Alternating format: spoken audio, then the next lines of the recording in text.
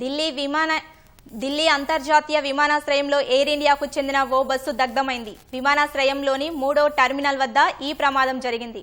టాక్సీయింగ్ ఏరియాలో నిలిపి ఉంచిన విమానానికి అత్యంత సమీపంలో ఈ ఘటన చోటు చేసుకుంది. అయితే ఆ సమయంలో బస్సులో ప్రయాణికులెవరూ లేకపోవటం వల్ల పెను ప్రమాదం తప్పింది. అగ్ని ప్రమాదాన్ని గమనించిన ఎయిర్పోర్ట్ సిబ్బంది వెంటనే మంటలు ఆర్పేశారు. బస్సు సమీపంలో ఉన్న విమానం దెబ్బతినలేదని, అందులోని ప్రయాణికులంతా సురక్షితమేనని అధికారిక వర్గాలు వెల్లడించాయి.